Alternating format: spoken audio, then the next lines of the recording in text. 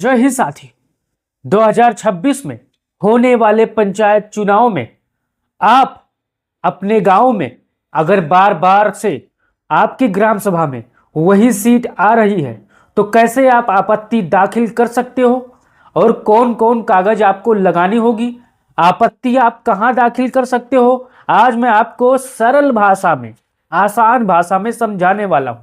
अगर ये वीडियो 5 साल का बच्चा अगर देख रहा है तो वो भी समझ जाएगा कि यूपी के प्रधानी के चुनाव में, पंचायत के चुनाव में यहां पर आपत्ति कैसे दाखिल करनी है, और अगर आपके गांव में बार बार वही सीट आ रही है तो कैसे उस चीज से छुटकारा पाना है। हमारे पीछे आप तस्वीर देख सकते हो और पढ़ सकते हो, बार बार आपके ग्राम सभा में एक ही सीट आ रही है तो इस बार पंचायत के चुनाव में आपको आपत्ति दाखिल करनी है और कौन कौन कागज लगेगी आज मैं आपको बताने वाला हूं।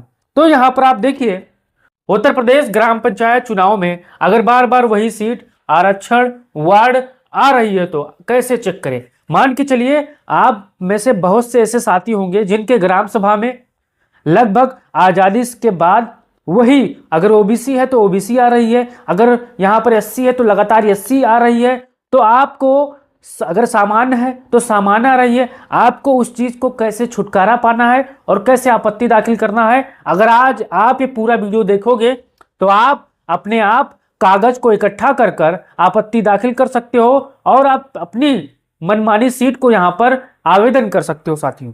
तो यहां पर आप देख सकते हो आपत्ति किस बात पर की जा सकती है।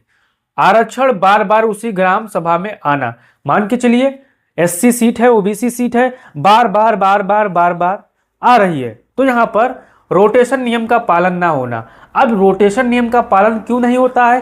क्योंकि आपके ग्राम सभा में सत्ता के नजदीकी लोग होंगे, पैसे के बल पर, धन बल के बल पर यहां पर रोटेशन सिस्टम पर जो यहां पर नियम लागू होता है वो नियम फॉलो नहीं करवा पाते हैं। कोई ऐसे अधिकारी हैं जो यहां पर वही सीट बार बार वहां पर लिख कर देते हैं कि वही सीट आ जाती है, लेकिन यहां पर सीट समान होनी चाहिए लेकिन आरक्षित दिखाई जा रही हो, यहां पर इस चीज को ध्यान देना है। पिछली बार जिस वर्ग महिला के लिए थी वही फिर कर दी गई है, इसको भी आपको देखना है। तो यहां पर आप समझ चुके हैं आपत्ति किस बात पर ली जाती है। अब ये दूसरा देखिए, आपत्ति कब दाखिल करनी होती है यह भी समझिए। आपत्ति दाखिल करने वाला समय बहुत ही कम होता है, इस चीज को ध्यान देना है, और कब होता है यह भी देखना है।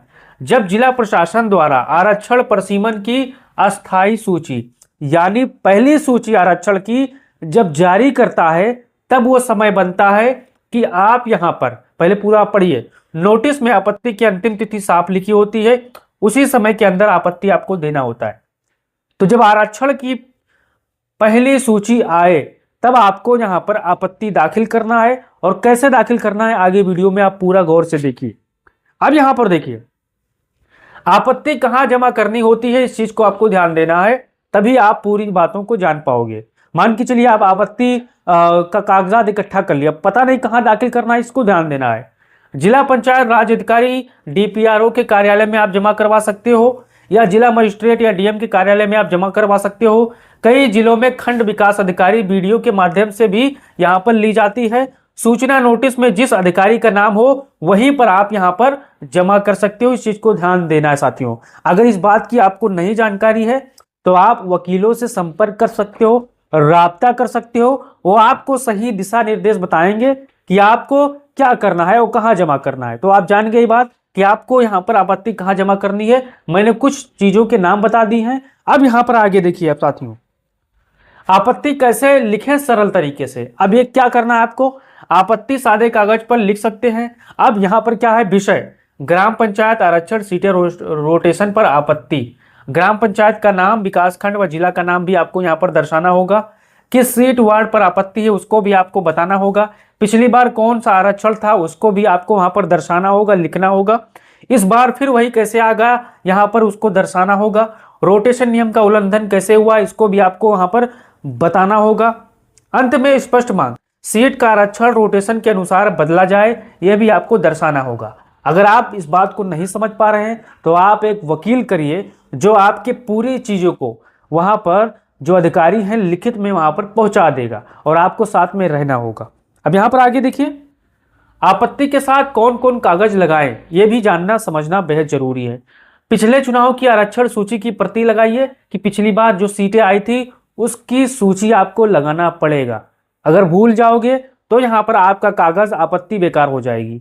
अब इसको कहाँ से निकालना है, आपको जाना है चुनाव आयोग की वेबसाइट पर और वहां पर आपको अपने जिले के जाना है, फिर सर्च करना है, आपका जो विकास खंड है फिर सर्च करना है, फिर आपका जो विधानसभा लगता है, ग्राम सभा लगता है, फिर उसमें जब आपका गांव आएगा तो उसको आपको हरे लाल से हेडिंग से गोला कर देना है, उसी को फोटो स्टेट निकलवा लेना है, फिर वहां पर आपत्ति में आपको लगा लेना है। वर्तमान अस्थायी आरक्षण सूची की प्राप्ति आपको करना है, जो आरक्षण की पहली सूची आई उसको भी लगाना है। मतदाता सूची ग्राम पंचायत वितरण यदि उपलब्ध हो तो वो भी आप लगा सकते हो। आधार कार्ड की फोटो आपको लगानी पड़ेगी अपनी। स्वयं हस्ताक्षरित आवेदन, यानी जो आवेदन लिख रहा हो, आपत्ति दाखिल कर रहा हो, वो उसका यहाँ पर दस्तखत होना बेहद जरूरी है, नहीं तो आपका जो आवेदन होगा वो फाड़ कर फेंक दिया जाएगा टोकरी में रद्दी के भाव। यदि उम्मीदवार है, घोषणा पत्र है तो आपके ग्राम सभा का निवासी है तो वो लगा सकता है। अब हमारे जितने भी साथी होंगे, अगर कुछ बात समझ में नहीं आई है तो यहाँ पर आप अपना राय दे सकते हो और कमेंट बॉक्स में अगर नहीं समझ में आई तो सवाल भी आप पूछ सकते हो। अब यहाँ पर देखिए उम्मीदवार और क्या क्या करना चाहिए। आपत्ति की रसीद लें, आपको डायरी नंबर रसीद संभाल कर रखें, समय समय पर डीपीआरओ डीएम कार्यालय में आपको फॉलोअप करना है। अंतिम आरक्षण सूची जारी होने पर आप जांच करें, अगर आपत्ति खारिज हो जाए तो जिलाधिकारी को पुनः ज्ञापन दे, जरूरत पड़े तो उच्च अधिकारियों द्वारा न्यायालय का सहारा यहाँ पर आप ले सकते हो। जो बहुत से हमारे जानकार साथी होंगे वो इस बात को जानते होंगे कि कैसे क्या क्या करना होगा। अब यहाँ पर आगे देखिए साथियों, आपत्ति स्वीकार होने पर क्या होता है। मान के चलिए आपने जो मजबूत कागज इकट्ठा किया है, मजबूत, अब आपकी कागज यहाँ पर मान्य हो गई तो आपको यहाँ पर क्या होगा, गलत आरक्षण में सुधार होगा। मान के चलिए सदियों से ओबीसी आ रही है तो अब वो आरक्षण में सुधार होगा और उस सीट को सामान्य महिला या फिर एससी, जिस उस गांव की आबादी जितनी है उसके हिसाब से जिस जात की आबादी है उसको यहाँ पर कर दिया जाता है। सीट रोटेशन के नियम के अनुसार यहाँ पर बदल दी जाती है। अंतिम सूची में सही आरक्षण यहाँ पर दिखता है साथियों। तो हमारे जितने भी साथी होंगे, अगर ये बात समझ में आ गई होगी तो कमेंट बॉक्स खुला है, अपना राय दे सकते हो। अब देखिए 8वां, जरूरी बातें ध्यान रखें, ये बिल्कुल आपको दिमाग में बैठा लेना है। मौखिक शिकायत का कोई फायदा नहीं है। मान के चलिए डीएम यहाँ पहुंचे या डीपीआरओ यहाँ पहुंचे, सर हमारे गांव में आज़ादी से अब तक फलाना सीट आई है, सर आप प्लीज़ देख लीजिए यह है। तो जैसे आप कहोगे, जैसा उसका दाल भात रहेगा वैसे उनका कीर्तन रहेगा। तो आपको क्या करना है, आपको समय सीमा चूकने पर आपत्ति यहाँ पर आप देख रहे, जैसे समय निकल जाएगी तब कोई फायदा नहीं होगा। वो कहावत है ना, यहाँ पर आप समझ लिए, समय सीमा चूकने पर आपत्ति नहीं सुनी जाती है। यानी जैसे ही आपत्ति का समय आए, जैसे कि आरक्षण की पहली सूची आए, आपको फौरन कागज इकट्ठा करना है, फौरन एक्टिव हो जाना है। अब जैसे ही आरक्षण की दूसरी सूची, अंतिम सूची आती है, तैसे यहाँ पर यो समय सीमा समाप्त हो जाती है। इस चीज को ध्यान देना है। लिखित प्रमाण पत्र सबसे मजबूत होता है, इस चीज को आपको ध्यान देना है। तभी आप यहाँ पर, अब मौखिक आपको नहीं देना है कि अब अधिकारी के पास पूरे साहब हमारे यहाँ ऐसा है, तो आपको लिखित प्रमाण पत्र देना है। अब हमारे जितने भी साथी हैं, अगर हमारे वीडियो में बोलने में कोई गलती हो गई हो तो आप कमेंट बॉक्स खुला है, अपना राय दे सकते हो। क्योंकि आपको ये जानकारी कैसी लगी, आपको ऐसी जानकारी पूरे यूट्यूब पर आपको नहीं मिलेगी साथियों, मैं दावे के साथ कह सकता हूं, क्योंकि मैंने आपको सरल भाषा में समझाया है। अगर ये वीडियो कोई 5 साल का बच्चा भी देख ले तो समझ जाएगा कि आपत्ति कैसी दाखिल करनी है, कहाँ दाखिल करनी है, कौन कौन कागज लगानी है। अब हमारे जितने भी साथी होंगे, अगर ये वीडियो आपको अच्छी लगती है तो चैनल को सब्सक्राइब कर लीजिए। अगर फेसबुक पर आप पहली बार आए हो, देखने आए हो, तो वीडियो अच्छी लगी है तो पेज को फॉलो कर लो, क्योंकि यूपी में प्रधानी का चुनाव का दौर शुरू हो चुका है। गाँव गाँव पोस्टर लग चुकी है, प्रत्याशी मैदान में कूद चुके हैं, ताकि आने वाले समय में आपको हर जानकारी मजबूती के साथ मिल जाए। तो अपना राय लीजिए और वीडियो को शेयर करिए। जय हिंद, जय भारत, जय समाजवाद।